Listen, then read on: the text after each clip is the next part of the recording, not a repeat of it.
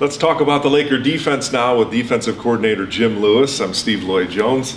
Exciting day. Many in the coaching profession, it's like Christmas Day here. Absolutely. Welcome in a bunch of new guys here, Coach. Absolutely. My wife Stacy woke me up this morning and said, "Happy signing day." And so I was expecting a present, and we actually got one.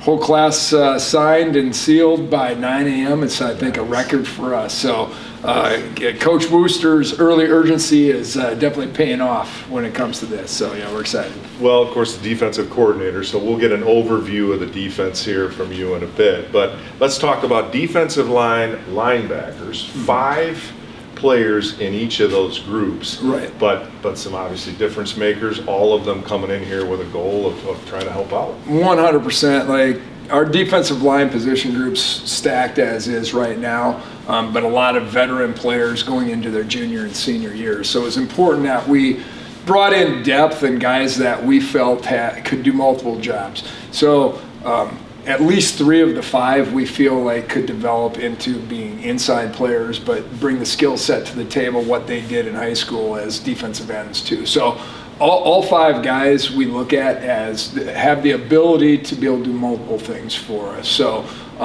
the 2 guys that are pretty much pegged for ends for sure right now are Derek Rude.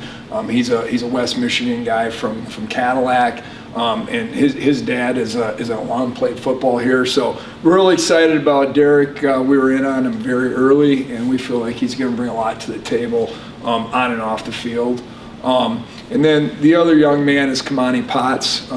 Kamani is from Rochester on the east side of the state. He had a really good senior year, and committed to us about a month ago, and we were really excited to get that commitment from him. The young man I recruited out of the Chicagoland area, Tyler Michelini. He's from Lake Park High School. He did a lot of things for his team, played offense, played defense, and he's gone through some coaching rotation at his high school. So we're really excited about his senior year, his development. We really feel like he can play inside in the interior line here in the next year or so. Zalin Martin, another guy that committed to us end of the summer from Bridgeport High School near Saginaw. Very athletic, long. We're really excited about his development along the way. And certainly, last but not least, our last commit from Ypsi Lincoln High School, Jabril Kandi. Jabril is a very interesting story. Coach Wooster started the recruitment process on him maybe a little late. From COVID year to his junior year, he grew like 7 or 8 inches and gained probably 40, 50 pounds. So he's definitely a guy that we feel like has got a huge upside. And I think he wears like a 16, 17 shoe, just a big featured kid. And we're really excited about getting him in his development with us. All right, so that's the 5 defensive linemen and those guys individually. Now about the 5 linebackers group you helped to oversee here, Coach. Right on. They're a special group. We consider ourselves the boom corps. A lot of people call their group the linebacker corps or the LB corps. And just really excited about all 5 of these guys, and a lot of different types of players in here because we do look for different types of skill sets in terms of our linebacker positions and the style of defense we play. But the tenets of being able to run and hit sideline to sideline, all of them have to be able to encapsulate that. And we really feel like this was a great recruiting class, starting with the young man that's coming in from a junior college scene, Ari Curtis. He's with us right now, and Ari is really long, 6'4", 215, 220 pounds, and he's one of the fastest guys we have out there right now with the team running. So we're really excited to add his length at the will linebacker position, and he'll also do some things in the pass rush for us, and expecting to fight for position in the 2 deep through spring ball. So Ari Curtis is from Lake Orion. He went to Ellsworth Community College in Iowa. So we're really excited about him and seeing what he can do this spring. He's already with the program. The other 4 high school guys, I'll start with Samirion Ford. Samirion is from Lawrence North in Indianapolis. He is a guy that had a lot of Division I interest and offers early. We see him playing the nickel position. He's a hybrid DB, so he's played safety as well.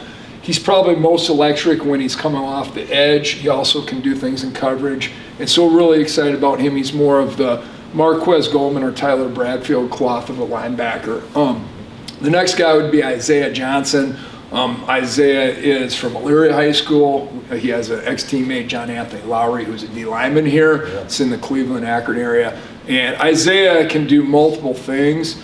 He's not the biggest dude in terms of his height, but he can run and hit, and we see him playing nickel potentially, Mike for sure. So we're really excited to be getting Isaiah. I think he set a record for visits to campus 4 or 5 times throughout this year. So really committed through the process to Grand Valley State. We're really excited to get Isaiah in the club with us.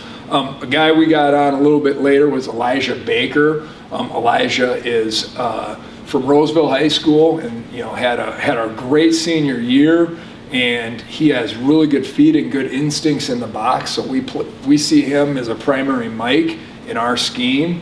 Brody Osborne, who's an Illinois guy I recruited from Batavia High School, really strong program in Illinois. Brody's probably got the length for us to play will, so we see him starting at the will position. Really good edge pressure guy.